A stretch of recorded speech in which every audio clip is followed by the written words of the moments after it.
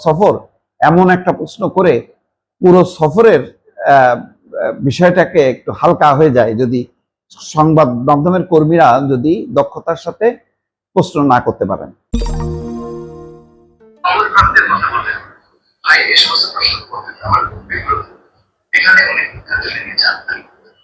এখানে গেছেন ওই দেশের সম্পর্কের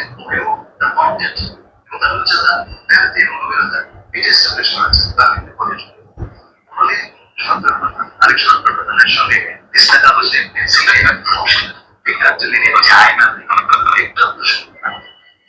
অন্য জায়গায় বুঝি এটা বিশ্বাস আচ্ছা আপনি নম্বর প্রাপ্তির কথা বললেন ভাই এই সমস্ত প্রশ্ন করবেন আমার খুব বিব্রত এখানে ডক্টর খলিলুর রহমান একটা গুরুত্বপূর্ণ প্রশ্নের উত্তরে বলছেন যে চীন সফর থেকে নগদে কি পেলাম। এটা একটু একটা কূটনৈতিক সংবাদ সম্মেলনে প্রশ্নের ধরনটা আরো ম্যাচিউর হওয়া উচিত, যে আমাদের প্রাপ্তি প্রত্যাশা কিন্তু নগদ কি পেলাম, মানে উনি কি তারেক রহমান কি ভিক্ষা করতে গেছে? এইটুকু আসলে আমাদের যেটা সংবাদ সম্মেলনগুলো অনেকদিন থেকে বিতর্কিত, সেই শেখ হাসিনার সময়ের সংবাদ সম্মেলন দেখেন, এগুলো তো সংবাদ সম্মেলন হইতো না, এটা যে কি হইতো, এটা কি আলোচনা সভা হইতো, এটা কি মানে একটা বিনোদন সম্মেলন হইতো, প্রশংসা সম্মেলন হইতো?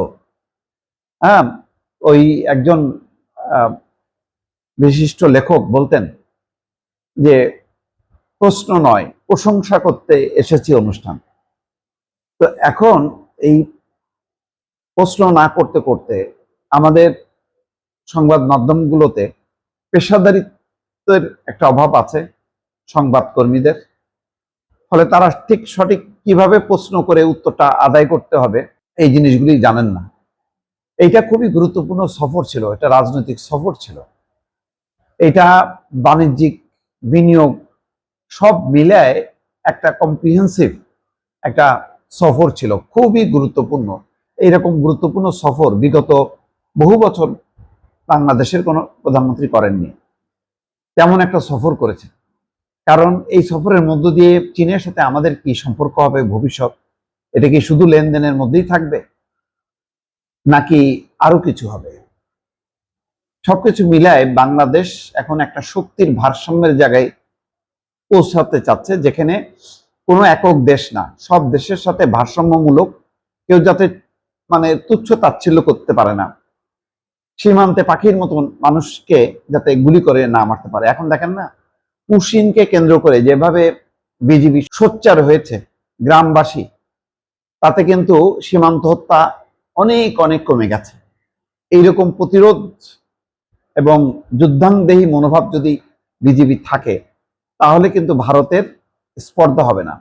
আর যদি মিউ মিউ করতে থাকে তাহলে ওই গুলি খেয়ে পাখির মতন করে মরতে হবে। তো সেই জায়গা থেকে আমরা পুশিন প্রতিরোধে যেই ঐক্য গড়ে উঠেছে বিজেপি এবং মানুষের মধ্যে, সেই ঐক্যটা হচ্ছে একটা দেশের সার্বভৌমত্ব রক্ষার একটা অঙ্গীকার, নিজের আত্মসম্মান মর্যাদা ঊর্ধ্বে তুলে রাখার একটা শপথ। তো সেখানে আমরা প্রধানমন্ত্রীর এমন একটা সফরের পর যদি বলি নগদ কি পেলাম, এটা কি প্রধানমন্ত্রী নিজে বাণিজ্য করতে গেছেন? এটা কেমন প্রশ্ন হইল?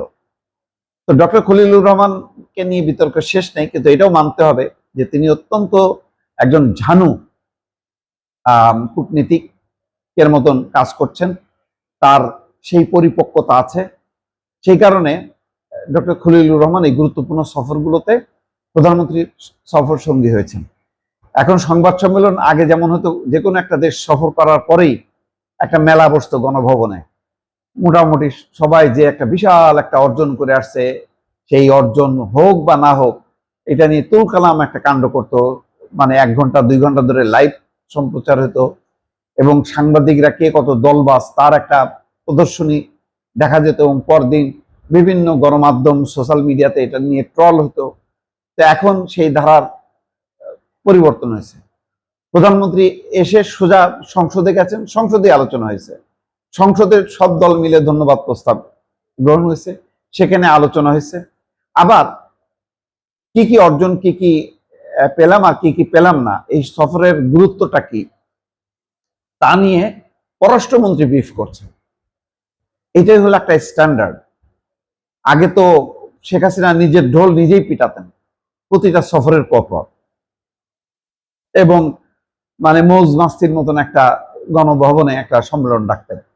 তো সেই ধারা পরিবর্তন ঘটে একটা আন্তর্জাতিক মানে এখন সবকিছু পরিচালিত হচ্ছে, এটাকে মানতেই হবে। কোন দেশের প্রধানমন্ত্রী একটা দেশ সফর করে এসেই অমনি মানে সাংবাদিক, দলীয় সাংবাদিক কর্মী সমাবেশ করতেন না। এই ধারাটা অবশ্য ডক্টর মোহাম্মদ ইউনূসী পরিবর্তন করেছেন, তিনিও করেননি, আর তিনি করবেনই বাকি। প্রতি মাসে মাসে উনি বিদেশ সফর যেতেন। যাই হোক, আর নিন্দা না করি। তো এখন সেই প্রশ্নটা করতে হবে। আমি একটা সুন্দর সফর, এমন একটা প্রশ্ন করে পুরো সফরের বিষয়টাকে একটু হালকা হয়ে যায় যদি সংবাদ মাধ্যমের কর্মীরা যদি দক্ষতার সাথে প্রশ্ন না করতে পারেন। সুতরাং এইসব বিষয়ে যথেষ্ট পরিমাণ পেশাদারিত্ব এবং প্রশ্ন করার পরিপক্কতা দেখাতে হবে দর্শক।